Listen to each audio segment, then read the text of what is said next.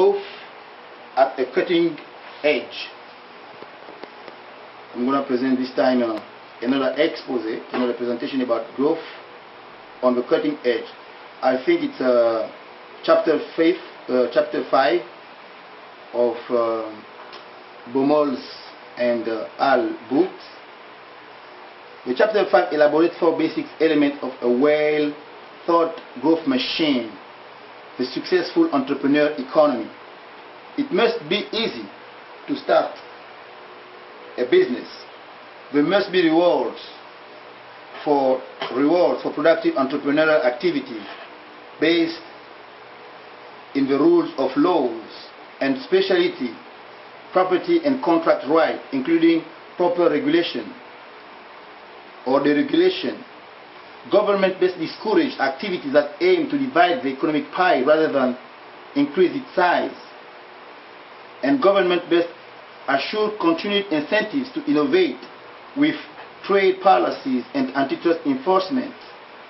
Also, in this presentation, besides those 4 conditions, there are others which are education, culture, macroeconomic stability, and also democracy, which is really important for an economy to grow. What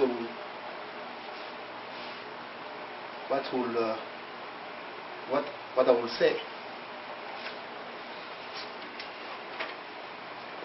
So for economists that are really a blend of entrepreneurial and big field capitalism, economists who want the key ingredient for achieving and maintaining this growth.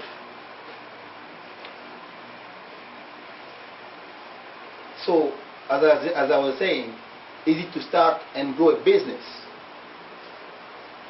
What are the elements, required to start and grow a business?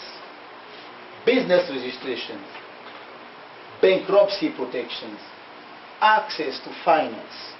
Those are 3 really major steps, major elements, for entrepreneurs, for people to start the business, to kind of grow in this environment.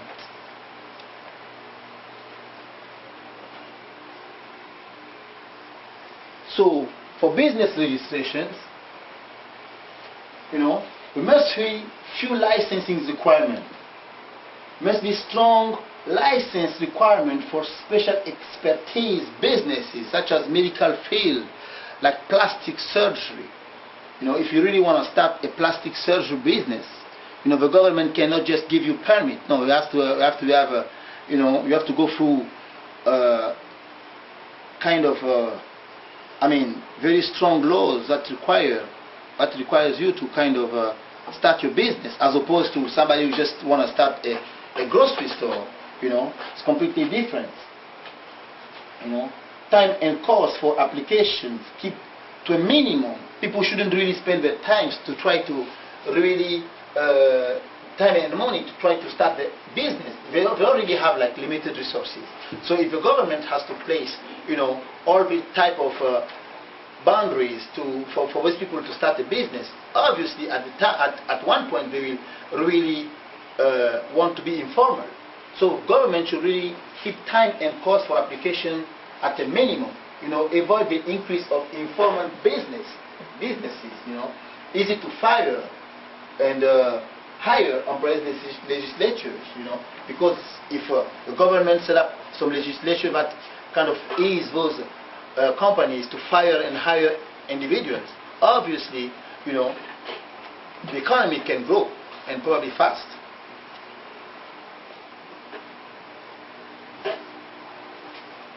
Government also should work on bankruptcy protections. Avoid failure to be a shame. Country shouldn't punish for failing. Shouldn't punish entrepreneurs to fail. Avoid failure to be a criminal offense. The country should also favor the birth of laws that kind of protect the bankrupt, kind of protect the individual who tried and who failed. set up an effective bankruptcy protection legislature, set up legislature that protect the debtor, because if the debtor knows is protected, obviously at one point can take any risk, as one would say, and taking risks, is really a major step in, the creation of entrepreneurs, the creation of venture, as I was said earlier, when you kind of live in a society where the government has put forth all those tools in the environment that kind of allow people to succeed, the economy at a long time, at the long run, will gain from this environment.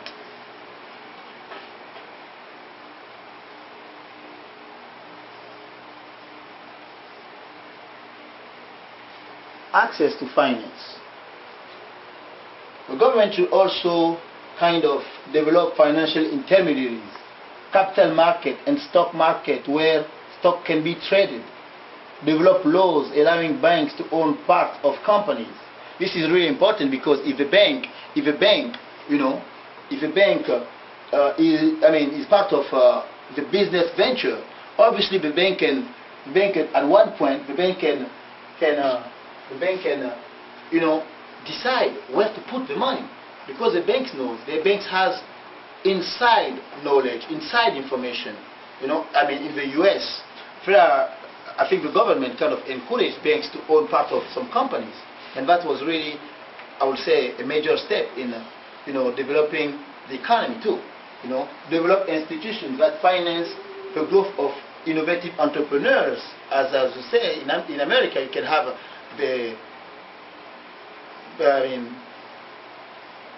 angels investor. You can also have capital ventures. Those are really the major forces behind this economic growth. Develop institutions like angel investors and venture capital, as I was saying earlier. Rewards for productive entrepreneurial activities. The country or the government can put some rules of laws, property and contract right, to enforce them. If you enter to a contract, you really have to respect the contract you enter into.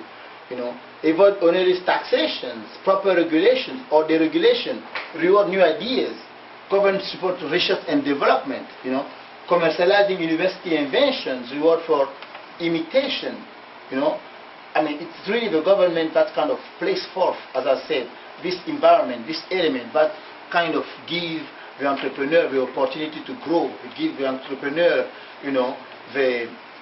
people, the citizens, the idea, the need, to start a venture, because he knows the government protects him, because there are rules, that protects the decisions he makes.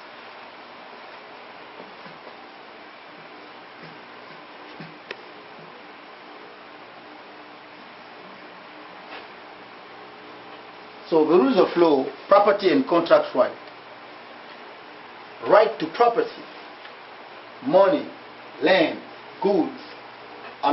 If somebody starts his business, it is money. If he buys the land, it is land. If he makes good, it is good. So the government should protect that. Confidence in contract parties he enter into. Enforcement of statutes or regulations protecting contracts and properties. All those are really the catalyst that spark this entrepreneurial activity.